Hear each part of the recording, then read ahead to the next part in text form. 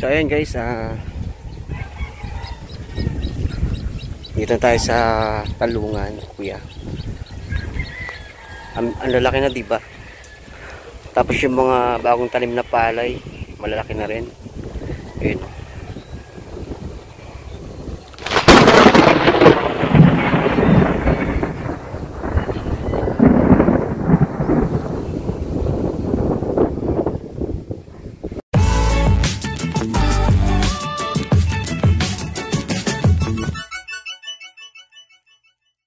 Malalaki na siya, diba? Green the green.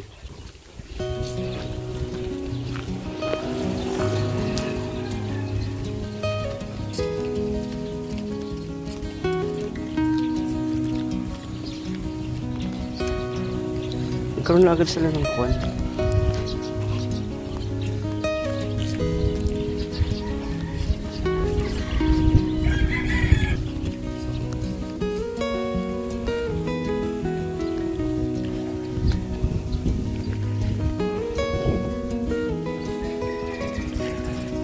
Kung naalala nyo guys, dati yung mga kamatis na inaani, dyan dati nakatanim. Ngayon, puro ano na siya, talong. Bagong punla, diba ang ganda?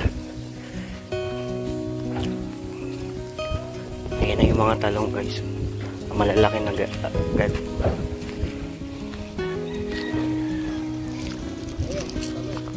Oo nga.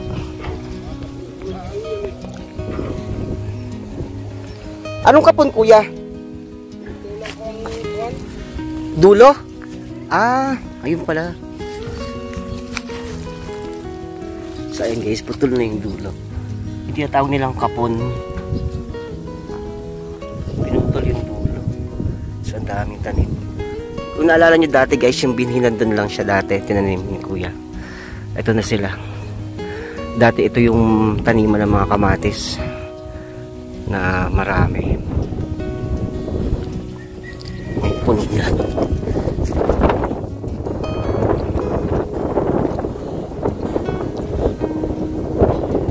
Yan, puro talong naman.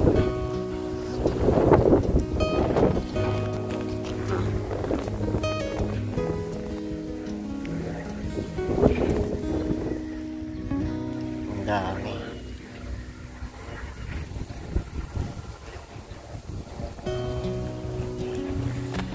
Siguro nasa ano to, 1,000 puno. Tapos dyan yung taniman ng mais, ay ng palay.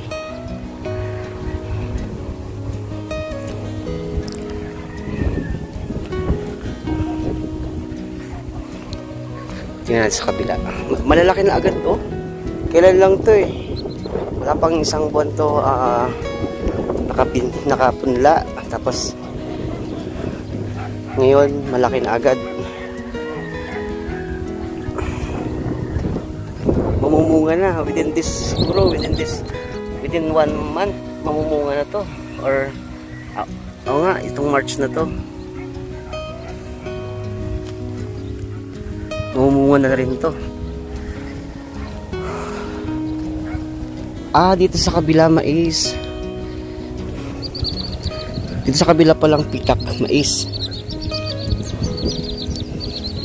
Ayun guys, may mais na rin dito. Ayun. Ang mais napakabilis lang eh. Nagulat nga ako kung nani nandun. Diba?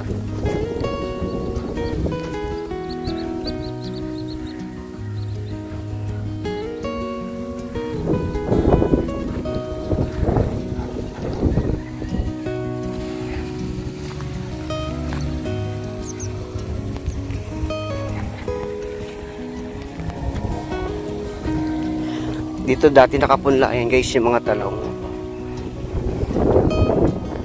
Ang lakas ng hangin. Eh kung naalala nyo yung mga palay dati, yung tatanim. Ano yung isa kayo? Lalaki na.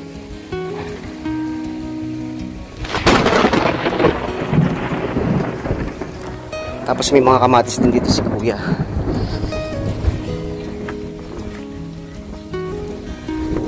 Galing din si kuya ng kamatis. Laki na lang talong.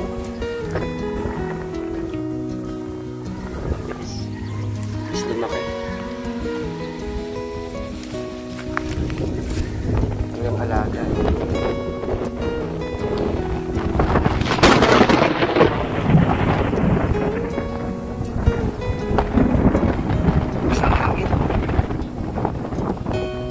Yan, sabay-sabay silang tinanim.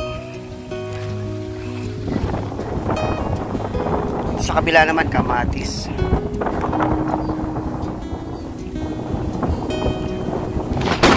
Para yung pare.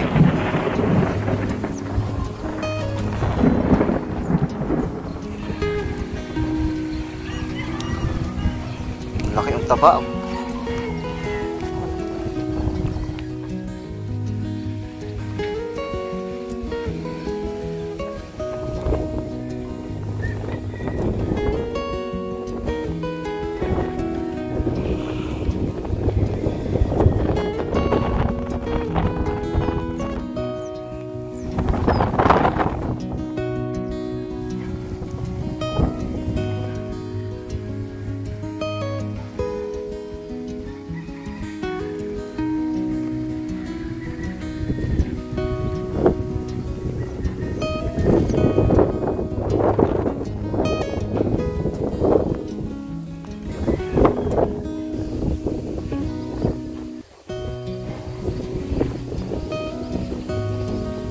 So, yung mga palay malalaki na rin. Kailan mo lang ito tinanim, kuya? Mga 2 linggo na, no? Oo. Hindi pala yung pagkapon na yun. Pinuputol yung dulo.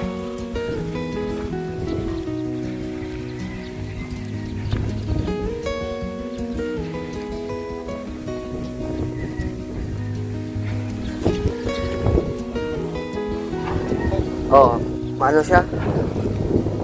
Matamlay. Wala sa tubig.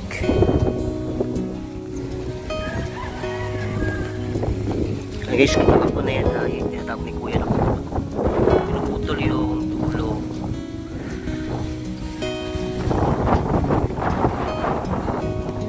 Ano ka? May isa. Meron pa rin daw palang mais doon sa kabila, sa dulo. Punta natin yung bahay ni Tamo. Bisitahin natin. Grabe, lakas ng hangin.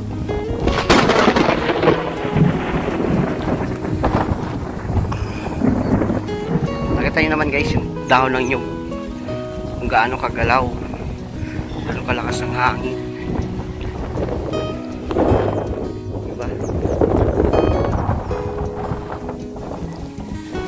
Dito naman guys, katatapos lang nila magpaani ng palay. Naalala ko, tawag doon. Uy, may kulungan na si Bonak tsaka yung mama niya. Si Bonak at tsaka wala na. Naging semento ng bahay niya. Ito yung mami ni Bonak. Dambu.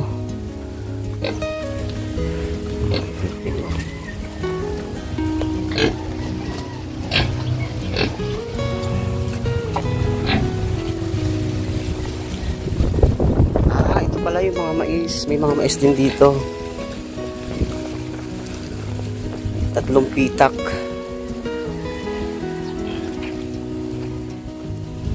Ayan, may isan din yan guys.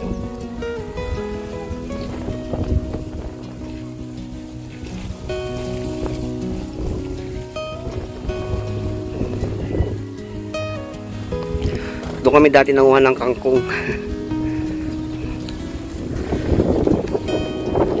Dito na lang pala si Nunong. Oo nga, parang pampataba na rin ano.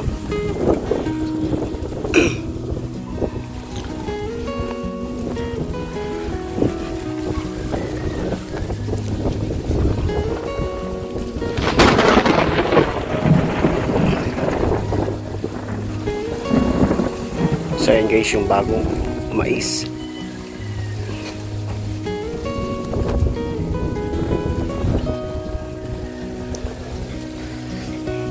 May bagong bahay na si Bonak.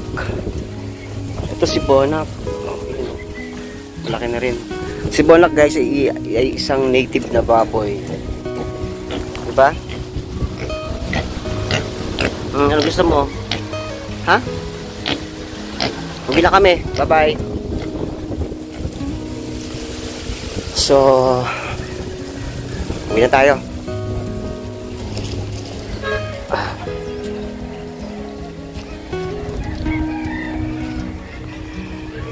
Ayan, yung mais dito sa kabilang pitak. Tapos doon naman yung talong. Yung talong yung masarap.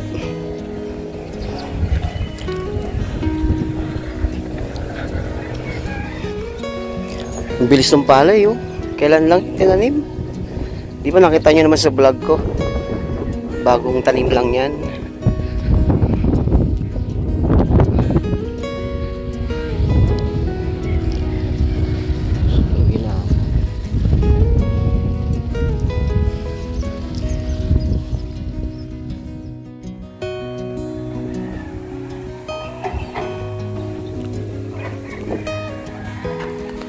So, yun lang bang update dito sa talong. Nawala na rin yung mais doon. May mais doon eh. Natanim dati.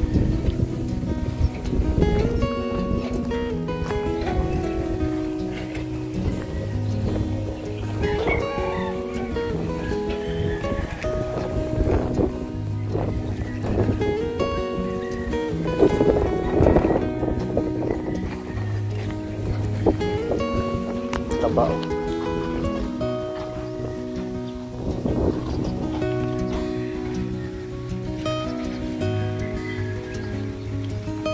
Kinakapon pala talaga yan. Ayan.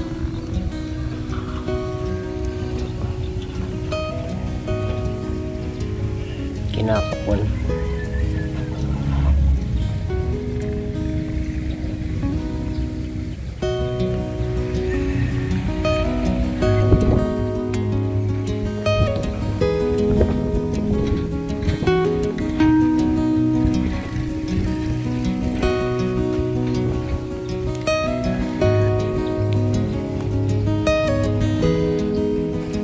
Ang gandahan lang dito guys, malakas yung tubig. Oh.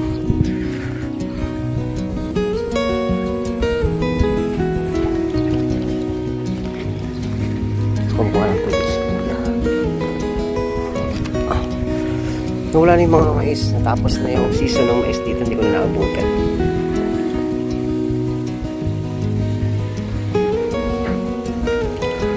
Doon naman meron na namang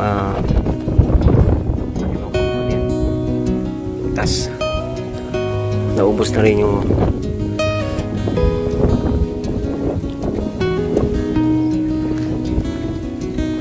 ano na kuya? Gawin tayo?